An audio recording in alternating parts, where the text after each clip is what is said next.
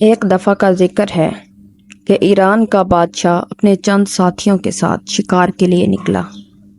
گھنے جنگل میں اچانک ایک شکار نظر آیا۔ بادشاہ نے گھوڑا شکار کے پیچھے لگا دیا۔ کافی دور تک پیچھا کرنے کے باوجود بادشاہ اس جانور کا شکار کرنے میں ناکام رہا۔ وہ جانور کے پیچھے اتنی تیزی سے آیا کہ اسے معلوم ہی نہ ہو سکا کہ میں اپنے ساتھیوں سے بہت دور ویران جنگل میں ایک انجانی جگہ پہنچ چکا ہوں۔ آہستہ آہستہ شام اپنے سائے گہرے کر رہی تھی۔ پھر یکا یک آسمان پر بادل چھا گئے اور کچھ ہی دیر بعد موسلا دھار بارش برسنے لگی۔ بادشاہ کسی محفوظ جگہ کی تلاش میں ایک سمت چل دیا۔ کچھ دور ایک جھونپڑی نظر آئی۔ جلدی سے وہاں پہنچا تو ایک بوڑھی عورت دروازے پر بیٹھی تھی۔ بادشاہ نے کہا، میں مسافر ہوں، کیا اس اندھیری طوفانی رات میں مجھے تمہاری جھونپڑی میں پناہ مل سکتی ہے؟ بڑھیا نے کہا، آج رات آپ ہمارے مہمان ہیں، آئیے اندر تشریف لے آئیے۔ بادشاہ اپنا گھوڑا لے کر بڑھیا کے ساتھ اس کی جھونپڑی میں داخل ہو گیا۔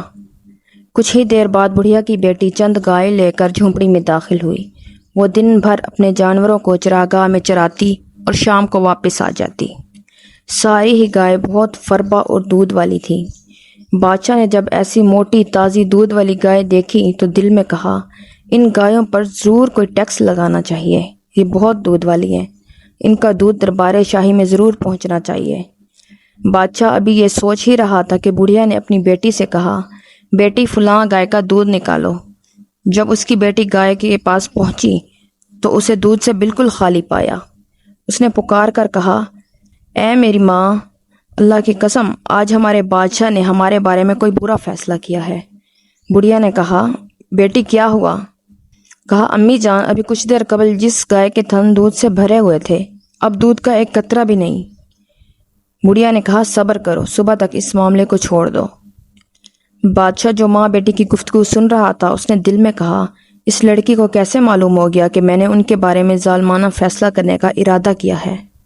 میں اپنے اس ارادے سے باز آیا، اب میں انہیں تنگ نہیں کروں گا، لیکن ان کے بارے میں تحقیق ضرور کروں گا۔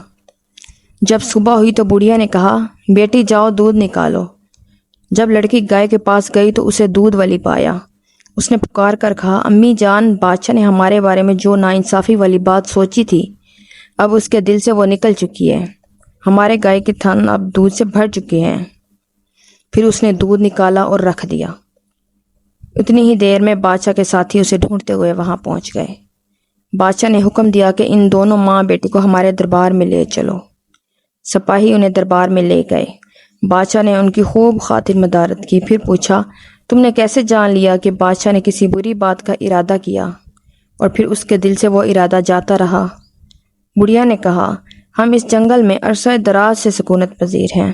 جب بھی دربار شاہی سے کوئی عدل و انصاف والا حکم جاری ہوتا ہے تو ہمارے شہروں، دیہاتوں اور چراگاہوں میں خوشحالی آ جاتی اور ہماری زندگی خوشگوار ہو جاتی ہے، لیکن جب کوئی ظالمانہ حکم جاری ہوتا ہے تو تنگ دستی اور مفلسی آ جاتی ہے اور ہماری اشیاء سے ہمارا نفع ختم ہو جاتا ہے۔ اس لیے ہم جان لیتے ہیں کہ کس وقت کس طرح کا حکم جاری ہوا ہے۔ یہ سن کر بادشاہ بڑا حیران ہوا، پھر ماں بیٹی کو انعام و اکرام کے ساتھ واپس بھیج دیا۔ اللہ ہمیں نیک اعمال کی توفیق عطا فرمائے، آمین۔